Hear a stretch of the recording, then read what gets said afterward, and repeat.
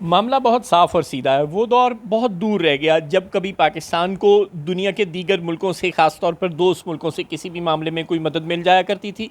आज ज़माना बिल्कुल बदल गया है। ये कोई 65 या 71 का ज़माना नहीं रहा। जब ट्रंप से पूछा सहाफ़ियों ने कि जनाब पाकिस्तान भारत की कशीदगी का क्या करना है, उन्होंने कहा वो दोनों मुल्क सियाने बयाने हैं, अपने मसले का हल खुद निकाल लेंगे। यानी इस शेर में शायर ये कहना चाह रहा था कि मुझे क्या ज़रूरत है कि मैं इंडिया से बिगाड़ूं, क्योंकि इंडिया की अमेरिका में बहुत सी इन्वेस्टमेंट्स हैं और अमेरिका की बहुत सी इंडिया में इन्वेस्टमेंट्स हैं। लिहाजा जब हमारे तिजारती मफादात बेहद साझे हैं और इंडिया हमारा स्ट्रेटजिक पार्टनर भी है, तो हम उसके साथ क्यों बिगाड़ेंगे। और पाकिस्तान को कोई लिफ्ट वो ना कराते, लेकिन थोड़ी सी लिफ्ट जो दुनिया करवा देती है, ज़ाहिर है उसकी इकलौती वजह है कि बहरहाल पाकिस्तान एटमी ताकत है और पाकिस्तान के पास कोई मिसाइल शिजाइल, कोई थोड़े से हथियार, कोई थोड़े से तैयारे श्यारे हैं। लिहाजा हमारी चूँकि अल्हम्दुलिल्लाह कोई गज़ा वाली, कोई इराक़ वाली सिचुएशन नहीं है, अफ़गानिस्तान वाली सिचुएशन नहीं है, इसलिए हमें ट्रंप साहब सीधी सीधी धमकी नहीं देते कि बंदे के पुत्र बन जाओ। वरना वो ये भी कह सकते थे, ये उनकी मेहरबानी है कि वो नहीं कहते। उन्हें भी पता है कि ये मुल्क बिल्कुल फारिग नहीं है, लिहाजा वो थोड़ा सा रिजर्व रह देते। वो कहते कि दोनों मुल्क सियाने खुद ही हल कर लेंगे। यानी हमें क्या ज़रूरत है कि हम इंडिया से बिगाड़ें और क्या ज़रूरत है कि पाकिस्तान से बिगाड़ें। लिहाजा मगरों लथो, हमारा कोई लेना देना नहीं। रूस ने अपने शहरियों को पाकिस्तान आने से मना कर दिया ट्रैवल एडवाइजरी जारी करके, और बरतानिया ने भी अपनी ट्रैवल एडवाइजरी में अपने शहरियों से, ज़ाहिर है बरतानिया के ज़्यादा शहरी पाकिस्तान में हैं, रूस के तो हैं ही इतने नहीं, तो बरतानिया ने भी अपने शहरियों को कह दिया कि कम से कम बॉर्डर एरिया में, यानी पाकिस्तान इंडिया के बॉर्डर वाले एरिया में जाने से गुरेज करें। और सऊदी अरब और अमेरिका और इंडिया की आपस में एक दूसरे में जितनी ज़्यादा इन्वेस्टमेंट्स हैं, अरबों डॉलर के मुआहदे एक दूसरे के साथ हो रहे हैं। पहले सुन रहे थे कि सऊदी अरब अमेरिका में अरबों डॉलर की सरमायाकारी करने जा रहा है, और अब अमेरिका जवाबन सऊदी अरब को अरबों डॉलर के डिफेंस शराकतदारी की ऑफ़र कर रहा है। और इंडिया और अमेरिका तो पहले ही एक दूसरे के बहुत बड़े डिफेंस शराकतदार हैं, और अरामको में इंडिया की बहुत बड़ी इन्वेस्टमेंट्स हैं, जो कि सऊदी अरब और अमेरिका की मुश्तरका तेल की कंपनी है, उसमें इंडिया की बहुत बड़ी इन्वेस्टमेंट है। तो अब आप यूँ समझें कि वो आराम को नहीं है, बल्कि वो आराम इंडिया को है। वो अमेरिका और सऊदी अरब और इंडिया की तकरीबन मुश्तरका कंपनी बनी पड़ी है।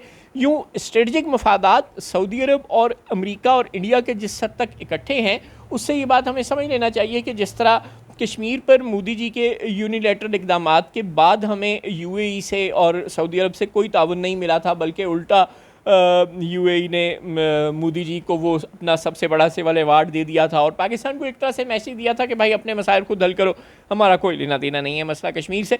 बैन ही अब सऊदी अरब और नरेंद्र मोदी की जिस हद तक गहरी दोस्ती है, उन्होंने ये काम किया भी उस वक़्त है जब वो सऊदी अरब में थे। ज़ाहिर है सोच समझ कर उन्होंने किया है। जिस वक्त मोदी जी सऊदी अरब में थे, उस वक्त ही उन्होंने पीछे से ये धमाका शमाका करवाया। वो बड़े सियाने आदमी हैं, उन्हें बहुत अच्छी तरह से पता है कि उन्होंने सऊदी अरब की भी हमदर्दी लेनी है। लिहाजा वो पाकिस्तान को बिल्कुल सफारती तौर पर तनहा करने के लिए पूरी तरह तैयार हैं, और पाकिस्तान इस सफारती तन्हाई का मुकाबला करने के लिए तैयार है या नहीं, मेरे वालों ना ही समझो। अल्लाह खुश रखे चीन को, तुर्की को, हमारे जो एक दो हमेशा से, ख़ास तौर पे मलेशिया को, जो दो चार मुल्क हैं जो हमारे हमेशा हर अच्छे बुरे वक्त में साथ देते हैं, वही माजी में भी साथ देते रहे हैं और वही अब भी इंशाल्लाह साथ देंगे। लेकिन सऊदी अरब और यूएई किसी ज़माने में हमारे साथ हुआ करते थे, अब वो हमारे साथ होंगे या नहीं होंगे, अल्लाह करे कि हो, लेकिन हालात कुछ मशकूक से हैं। लिहाजा पाकिस्तान को सफारती महाज पर अपनी तैयारी को ज़रा ज़्यादा मजबूत करने की ज़रूरत है। अगर कोई मुश्किल वक्त आ पड़ती है, अगर कोई जंग छिड़ जाती है, भले वो महदूद हो, छोटी हो, बड़ी हो, तो पाकिस्तान को उस जंग से पहले अपने दोस्तों को अपने साथ मिलाने की पूरी कोशिश करनी चाहिए। इसहाक डार साहब जिस रऊनत के साथ बात करते हैं कि सऊदी अरब के वज़ीर ख़ारजा मुझसे बात करना चाहते हैं, मैं उन्हें बताऊंगा और ये वो करूंगा, ये बताऊंगा वाली बात नहीं होती, अपने दोस्तों से मदद की दरख्वास्त करने वाली बात होती है। इसहाक डार इस सूरत हाल में कोई अच्छे वज़ीर ख़ारजा नहीं है। बदकिस्मती से इस्टेब्लिशमेंट की जो भी चॉइसेस इस वक्त हमें नज़र आ रही हैं, चाहे वो मोहसिन नकवी की शक्ल में हो, चाहे वो इसहाक डार की शक्ल में हो, वो चाहे वो शहबाज शरीफ की शक्ल में हो, वो कोई अच्छी चॉइसेस नहीं है। इसहाक डार की निस्बत तो बिलावल भुट्टो या हिना रबानी खर या शेरी रहमान बहुत से अच्छे वज़ीर ख़ारजा हो सकते थे। नून लीग के अंदर से ही अगर लेना था, पीपल्स पार्टी में से नहीं लेना था, तो नून लीग में भी एहसन इकबाल टाइप को अच्छी चॉइस हो सकते थे, पढ़े लिखे लोग हो सकते थे। बदकिस्मती से इस सूरत हाल के लिए इसहाक डार साहब कोई ज़्यादा अच्छी चॉइस नहीं है। अब तो तारिक फातमी भी वापस आ चुके हैं नून लीग में, लिहाजा उनको भी ये मौका दिया जा सकता था। लेकिन बहरहाल इसहाक डार साहब से गुजारिश है कि थोड़ा सा हथौला रखें, रऊनत के साथ जिस तरह IMF के साथ आप डील कर रहे थे उस तरह ना डील करें, ज़रा प्यार मोहब्बत से दोस्तों के साथ खुद एंगेज करें। ये ना बताएं मीडिया को कि सऊदी अरब के वज़ीर ख़ारजा मेरे से बात करना चाहते हैं, आप उनसे बात करें, आप UAE के हम मनसब से बात करें।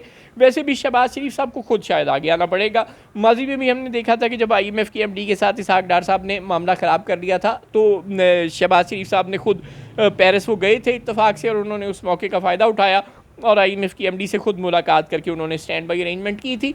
अब भी शहबाज शरीफ साहब को इसहाक और शहबाज शरीफ बनाने वालों को आप समझ तो गए होंगे, उनको खुद आगे आना पड़ेगा और ख़ुद डिप्लोमेटिक महाज पर ये कार्रवाई करनी पड़ेगी। ज़ाहिर है जब आप कठपुतलियाँ इंस्टॉल करते हैं तो फिर आपको हर महाज पर खुद ही आगे आना पड़ता है। अब ये ना सोचें अहले कुव्वत के जी हम ही हर काम क्यों करें। ओ भाई, जब आप पंगे खुद लेते हैं, जब आप अवाम के मैंडेट को बलडोज खुद करते हैं, जब आप हर ओहदे पर अपने पपेट्स इंस्टॉल करते हैं, तो फिर जब मुश्किल वक्त आएगा तो हर जगह पर आपको खुद ही खड़े होना पड़ेगा। ये कोई बुरी बात, कोई अचंभे की बात नहीं है। अगर इसहाक डार साहब अच्छी चॉइस नहीं है या वो अच्छा परफॉर्म नहीं कर रहे तो फिर आपको खुद आगे आकर परफॉर्म करना पड़ेगा। ये कोई इतनी कोई बुरी बात नहीं है। नून लीग के लिए ऑकवर्ड होने की सिचुएशन नहीं है। नून लीग को तो अवाम में मैंडेट ही नहीं दिया, वो कौन है? तो आपने ज़बरदस्ती नून लीग को बिठाया है ना, तो अब भुगते। अब मुश्किल वक्त है तो ज़रा हिम्मत करें, आपकी मेहरबानी। सफारती महाज पर हम उस तरह प्रोएक्टिवली बिहेव करते हुए नज़र नहीं आ रहे जो कि हमें नज़र आना चाहिए।